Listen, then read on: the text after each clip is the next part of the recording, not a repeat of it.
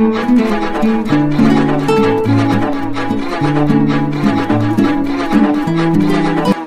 का औपनिवेशिक मानसिकता को खत्म करने और लोकतांत्रिक मूल्यों को मजबूत करने की मुहिम में मोदी सरकार ने एक और अहम कदम उठाया है। देश भर के सभी राजभवनों का नाम बदल करके लोक भवन कर दिया गया है। और सिर्फ इतना ही नहीं, प्रधानमंत्री कार्यालय यानी कि पीएमओ का नाम भी अब सेवा तीर्थ होगा। आखिर क्यों, इस रिपोर्ट में देखिए।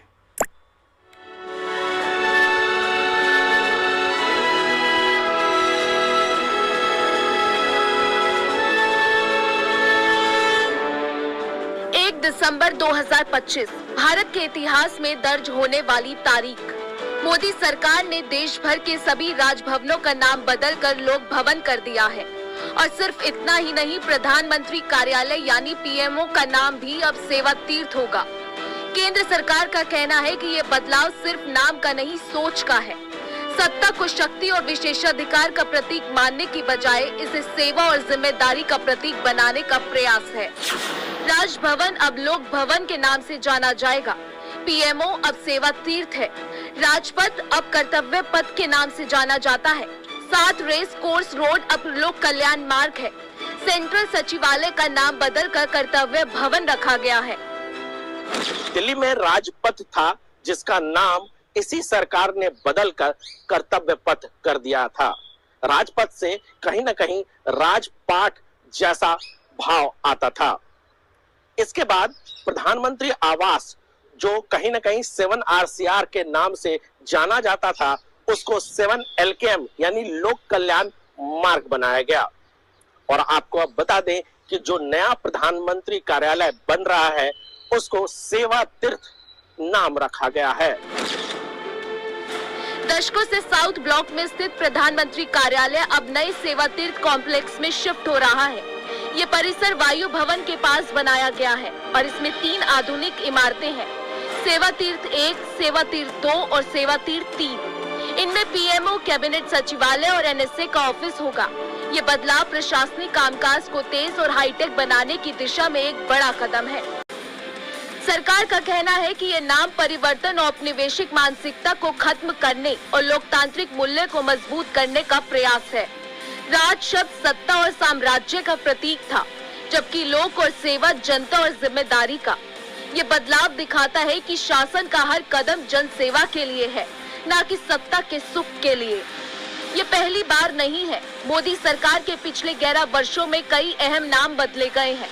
2016 में प्रधानमंत्री आवास का नाम 7 रेस कोर्स रोड से बदलकर लोक कल्याण मार्ग किया गया। 2022 में राजपथ का नाम बदलकर कर्तव्य पथ रखा गया। सेंट्रल सचिवालय अब कर्तव्य भवन कहलाता है। विरासत के साथ विकास कर रहा है। आज भारत का बोलबाला भी दुनिया में डंका नरेंद्र मोदी जी की नेतृत्व संभाल रहे हैं। और दूसरी तरफ 8.5% की दर से जीडीपी भी बढ़ रहा है। देश के पहले प्रधानमंत्री थे, जब सदन के अंदर आए थे तो माथा टेका था और अपने को सेवक कहा था, चौकीदार कहा था। लोगों ने गाली भी दी, लेकिन देश ने गले लगाया। आज दुनिया में भारत दोनों तरफ से बढ़ रहा, विरासत भी और विकास भी आज ऊंचाई पर जा रहा है। आज जो नामकरण है, ये भारत की अस्मिता के साथ है, भारत के विरासत के साथ है और भारत के विकास के साथ है। इन सभी बदलावों का संदेश एक ही है, सत्ता कोई अधिकार नहीं बल्कि जनता की सेवा का अवसर है। नाम बदलने की ये नीति सिर्फ प्रतीकात्मक नहीं है, ये एक सोच है सत्ता से सेवा की ओर। पर लिखा है कि पिछले 11 सालों से मोदी सरकार सत्ता नहीं, सेवा की पर्याय रही है, जिसमें सत्ता का सर्वोच्च नेता स्वयं को प्रधान सेवक मानकर जनता के लिए सातों दिन 24 घंटे काम कर रहे हैं। इसी दिशा में पीएम मोदी ने सेवा के संकल्प को दोहराते हुए प्रधानमंत्री कार्यालय को सेवा तीर्थ नाम दिया है। साथ ही राजभवन और राजनिवास का नाम बदल करके लोक भवन और लोक निवास किया जा रहा है। ये सेवा और सुशासन को सर्वोपरि रखते हुए विकसित तथा हर क्षेत्र में श्रेष्ठ भारत के निर्माण की स्वर्णिम यात्रा में एक अहम पड़ाव है।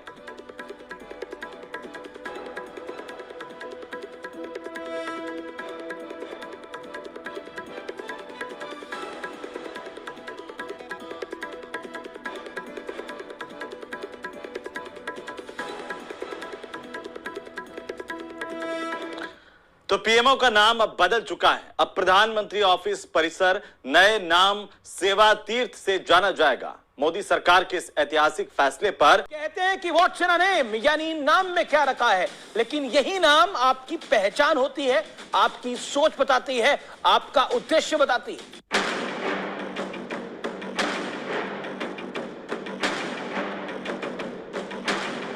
तथ्य में आज बात होगी मोदी सरकार के दौर में बदले हुए नामों की।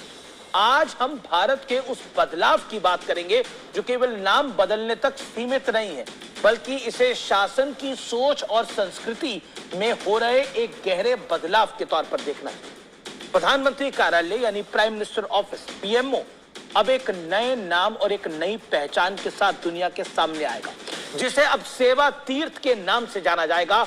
वहीं देश में सभी राजभवन यानी गवर्नर हाउस जो हैं वो अब लोक भवन के नाम से जाने जाएंगे। ये बदलाव केवल बोर्ड पर लिखे शब्दों का परिवर्तन नहीं है व्यूअर्स, ये संकेत है कि भारत की शासन व्यवस्था सेवा के मूल सिद्धांत पर चलने जा रही है, जहां सरकार शासक नहीं सेवक है, जहां पावर विशेषाधिकार नहीं बल्कि कर्तव्य का एक कठिन पथ है। जैसा आपको मालूम होगा, प्रधानमंत्री कार्यालय जल्द ही साउथ ब्लॉक के अपने पुराने ऑफिस से निकलकर नए हाईटेक सेवा तीर्थ कॉम्प्लेक्स में शिफ्ट हो रहा है। यह बदलाव दशकों बाद हो रहा है। इसे ऐतिहासिक इसलिए माना जा रहा है क्योंकि यह सिर्फ एक एड्रेस का परिवर्तन नहीं है, एक बिल्डिंग का परिवर्तन नहीं है, लेकिन भारत सरकार के काम करने के तरीके में एक नया अध्याय है। यह भारत के लिए एक परिवर्तन का समय है।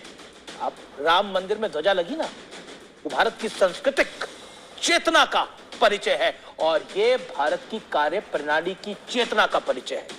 यह वही जगह होगी जहां नीतियां बनेंगी, राष्ट्रीय प्राथमिकताओं का खाका तैयार किया जाएगा और भारत के आज और भविष्य को आकार देने के निर्णय लिए जाएंगे। यह पूरा सेवा तीर्थ कॉम्प्लेक्स एक आधुनिक, हाईटेक और डिजिटल वर्क प्लेस है। यहां वर्क फ्लो फास्ट होगा, फाइलें तेजी से चलेंगी, सरकारी फैसलों में समय भी बचेगा और स्पष्टता भी आएगी। देश में इससे पहले भी कई महत्वपूर्ण नाम बदले गए हैं। इससे पहले राजपथ का नाम कर्तव्य पथ बदला गया। वहीं 7 रेस कोर्स रोड, जहां प्रधानमंत्री का आवास था, घर था, उसका नाम बदलकर लोक कल्याण मार्ग कर दिया गया। सेंट्रल सचिवालय का नाम बदल के कर्तव्य भवन पहले ही हो चुका है। हर नाम एक विचार को आगे बढ़ा रहा है। यह सरकार की पूरी इथोस को आगे बढ़ा रहा है। यह है नरेंद्र मोदी की सोच, सेवा और देश के आम नागरिक के अंदर यह भावना पैदा करना कि सरकार आपकी सेवा के लिए, आपके ऊपर शासन करने के लिए नहीं है, सरकार आपकी सेवा करने के लिए है। जैसा अब्राहम लिंकन ने कहा था, मैं उन्हें कोट करता हूं, द ग्रेट अमेरिकन प्रेसिडेंट, लोकतंत्र जनता की सरकार है, जनता के द्वारा है और जनता के लिए है। और आज भारत इसी विचार को फिर से जी रहा है।